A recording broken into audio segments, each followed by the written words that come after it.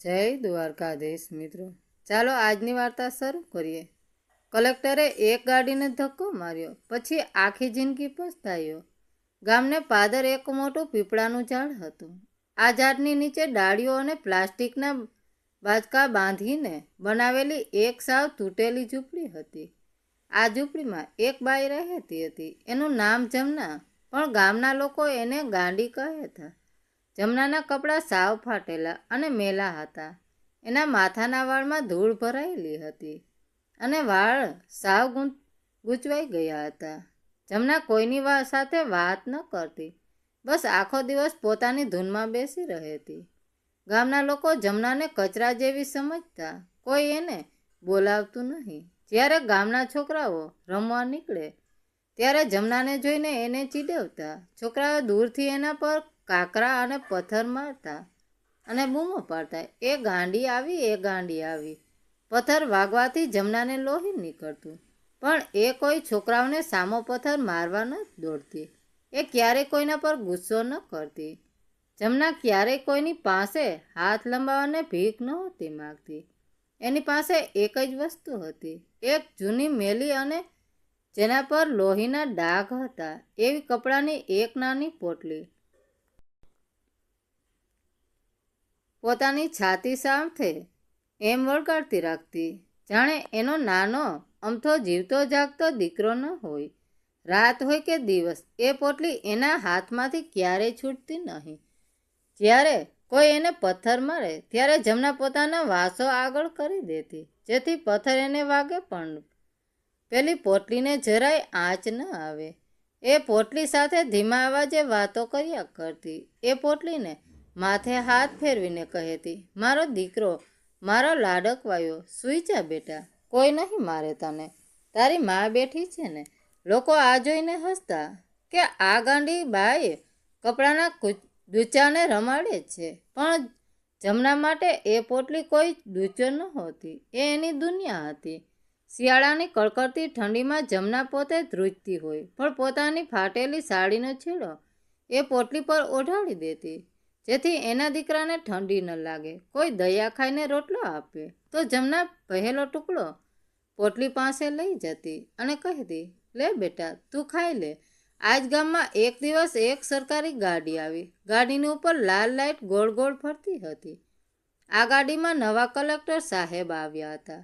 એમનું નામ આકાશ હતું. આકાશ ઉંમરમાં સાવ યુવાન હતો, પણ એનો સ્વભાવ બહુ કડક અને ગુસ્સાવાળો હતો. આકાશ પોતે અનાથ આશ્રમમાં મોટો થયો હતો. એણે બાળપણમાં ક્યારેય માનો ખોળો કે માનો પ્રેમ જોયો ન હતો. દુનિયાની ઠોકર ખાઈને મોટો થયેલો. તોડી પાડો અને રસ્તો મોટો કરો, સાહેબનો હુકમ એટલે પથ્થરની લકીર. તરત જ ગામમાં એક મોટી પીળા કલરની જીસીબી આવી ગઈ. સવારનો સમય હતો. જીસીબી મશીન ઘુરુર અવાજ કરતું ગામના પાદરે પહોંચ્યું. આકાશ પોતાની ગાડી પાસે ઊભો હતો, બધું જોતો હતો.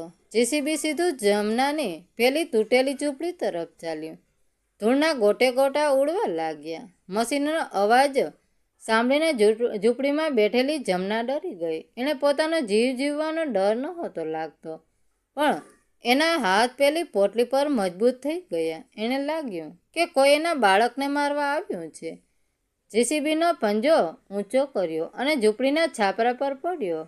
કડાક કરતી ઝૂંપડી તૂટવા લાગી. જમના આંખો ફાટીને જોઈ રહી. એનાથી રહેવાયું નહીં. મારા દીકરાને કંઈ ન કરતા, એ જીસીબી જશે એવી બોમ્બ પાડીને જમના ઝૂંપડીમાંથી બહાર દોડી. એ સીધી પેલા જીસીબીની સામે જઈને ઊભી રહી ગઈ. એણે મશીનની સામે પોતાના હાથ ફેલાવી દીધા અને છાતી સરસી પોટલી દબાવી રાખી. કલેક્ટર આકાશ આ બધું જોતો હતો. એની આંખો ગુસ્સાથી લાલ થઈ ગઈ. મશીન ઊભું રહી ગયું હતું. આકાશે મોટા અવાજે બૂમ પાડી, એ કોણ છે આ પાગલ? હટાવો અને રસ્તા પરથી, મારે મારું કામ જલ્દી પૂરું કરવાનું છે. સાહેબનો હુકમ સાંભળીને 2-3 પોલીસવાળા દોડતા આવ્યા. એમણે જમનાનો હાથ પકડીને રસ્તા પરથી હડસેલવાનો પ્રયત્ન કર્યો, પણ જમના આજે પીપળાના ઝાડના મૂળની જેમ જમીન સાથે ચોંટી ગઈ હતી. એની તાકાત આજે વધી ગઈ હતી, કારણ કે એને એની છાતીએ વળગેલી પેલી પોટલીને બચાવવી હતી. જમના રડતી રડતી ગરગરીને બોલવા લાગી, અરે સાહેબ, મારા છોકરાને કંઈ ન કરતા, એ હજી નાનો છે, મશીનનો અવાજ સાંભળીને એ ધ્રુજે છે, મને મારી નાખો, પણ મારી પોટલીને અડશો નહીં. આકાશ ગાડી પાસે ઊભો ઊભો ઘડિયાળ જોઈ રહ્યો હતો અને મોડું થતું હતું. એક પાગલ ભિખારણને લીધે એનું સરકારી કામ અટકી પડ્યું હતું, જે એના કડક સ્વભાવને મંજૂર ન હતું. ગુસ્સામાં ધૂંધળાવતો આકાશ જમના પાસે પહોંચી ગયો. એનો પારો સાતમા આસમાને હતો. એણે જમનાનો હાથ પકડ્યો અને પૂરી તાકાતથી એને રસ્તાની બાજુમાં ફગાવી દીધી. આકાશનો ધક્કો એટલો જોરદાર હતો કે જમના હવામાં ફંગોળાઈને રસ્તાની બાજુમાં પડેલા એક તીક્ષ્ણ પથ્થર પર જઈને પછડાઈ. એનું માથું પથ્થર સાથે જોરથી ટપકાયું અને ભચર કરતો અવાજ આવ્યો. બીજી જ સેકન્ડે જમનાના વાળ લોહીથી લાલ થઈ ગયા. કપાળમાંથી લોહીની ધારાઓ વહેવા લાગી અને એની આંખો વહેત લોહીથી ભરાઈ ગઈ. પણ આટલી ભયંકર પીડામાં પણ જમના મોઢામાંથી કંઈ ચીસ ન નીકળી અને પછાડ ખાતા ખાતા પણ પોતાની બંને હથેળીઓ પેલી પોટલી પર ઢાંકી દીધી હતી, જેથી લોહીના ટીપા એના દીકરા પર ન પડે. આકાશ આ જોઈને સહેજ ચમક્યો, પણ એનું અહંકારી દિલ પીગળ્યું નહીં. એણે પોલીસને રાડ પાડી જોયું. શું રહ્યા છો? આ પાગલ લોહી લુહાણ થઈ ગઈ છે, આને સરકારી જીપમાં નાખો અને હોસ્પિટલ ભેગી કરો. પોલીસવાળાએ જમનાને જબરદસ્તી ઉચકી. જમના લોહીની ઉલટીઓ કરતી હતી, એની આંખો બંધ થઈ રહી હતી, પણ એના હાથ પોટલીને છોડતા નહોતા. આ જોઈને આકાશ વધુ ચીડાયો. એણે જમનાના હાથમાંથી એ મેલી પોટલી આંચકો મારીને છીનવી લીધી. પોટલી છૂટતા જ જમનાના ગળામાંથી એક એવી ચીસ નીકળી જે આખા ગામને ધ્રુજાવી ગઈ. મારો દીકરો, મારો કાળજાનો ટુકડો લઈ ગયા, કોઈ બચાવો. જમના બેભાન થઈ ગઈ અને પોલીસ અને હોસ્પિટલ લઈ ગયા. આકાશે નફરતથી એ પોટલી પોતાની ગાડીની પાછલી સીટ પર ફેંકી દીધી અને જીસીબીને ઝૂંપડી સાફ કરવાનો આદેશ આપી દીધો. દિવસ પૂરો થયો. રાત્રે આકાશ પોતાના બંગલે પહોંચ્યો. આખો દિવસ કામના લીધે એ બહુ થાકી ગયો હતો.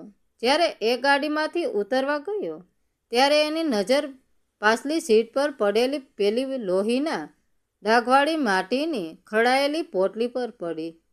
આકાશના મનમાં થયું, આખી જિંદગી પાગલ સ્ત્રીને આ કપડાના ડૂચામાં એવું તું શું સાચવીને રાખ્યું હતું કે પોતાનો જીવ પણ જોખમમાં મૂકી દીધો.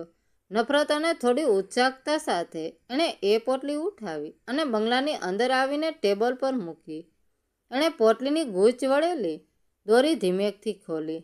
જેમ જેમ કપડાના ડૂચ ખુલતા ગયા તેમ તેમ આકાશના શ્વાસ અધર થવા લાગ્યા. અંદર કોઈ કપડાના ડૂચા ન હતા.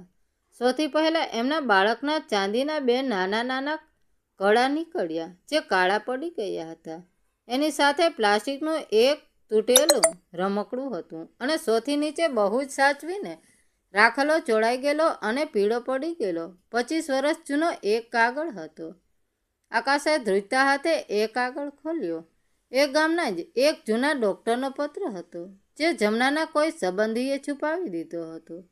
કાગળમાં લખ્યું હતું, જમના, તારા પતિના અકસ્માતના મોતના સમાચાર સાંભળીને મને બહુ દુઃખ થયું, પણ એનાથી મોટી આફત એ છે કે તારા જેઠાણી અને જેઠ તારી બધી જમીન પચાવી પાડવા માગે છે. એમણે તારા 2 વર્ષના માસૂમ દીકરા આકાશને તારી પાસેથી છીનવી લીધો છે અને ચાલતી ટ્રેનમાંથી બહાર ફેંકી દીધો છે.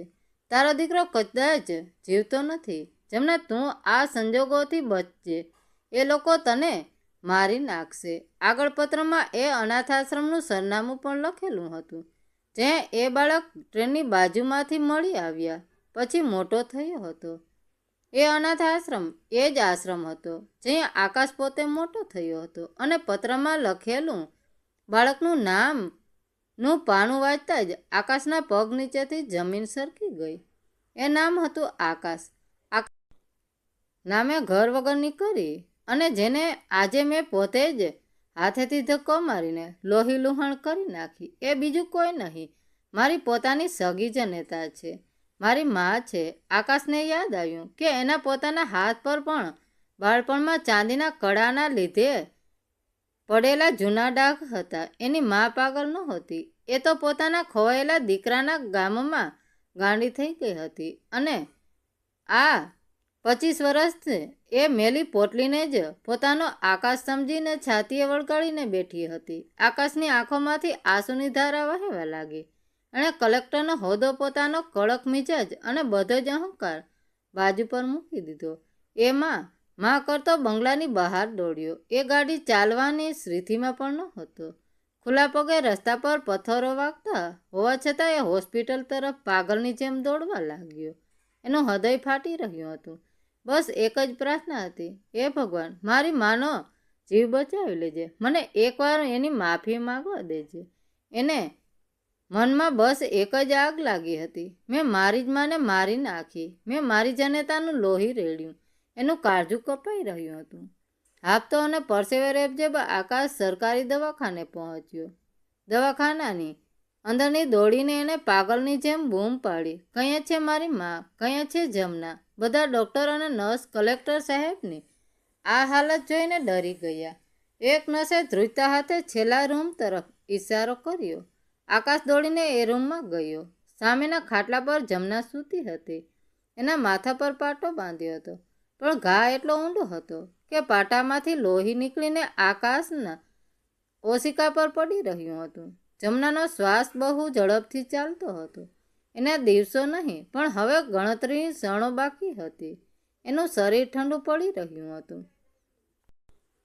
આકાશ દોડીને ધીમો જમનાના પગમાં પડી ગયો.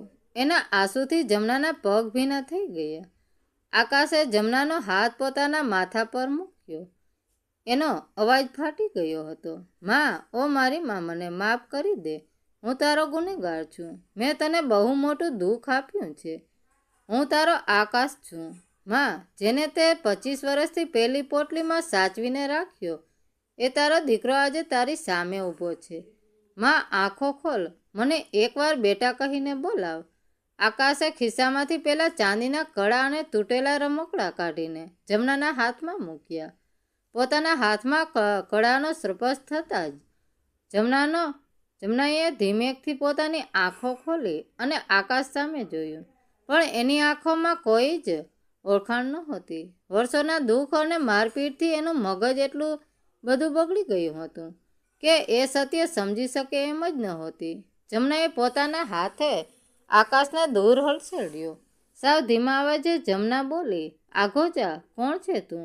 તું મારો દીકરો નથી. મારો દીકરો તો હજી સાવ નાનો છે. એ તો મારી છાતીએ વળગીને સૂવે છે.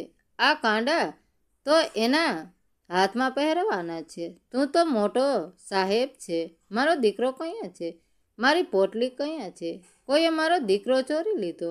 આ શબ્દો સાંભળીને આકાશના હૃદયના 1000 ટુકડા થઈ ગયા. જાણે કોઈએ એની છાતીમાં ખંજર ભોંકી દીધું હોય.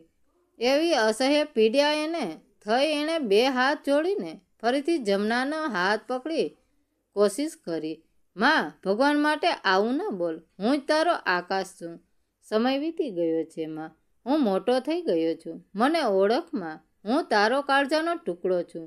પ્લીઝ માં, બસ એકવાર મને ભેટી લે.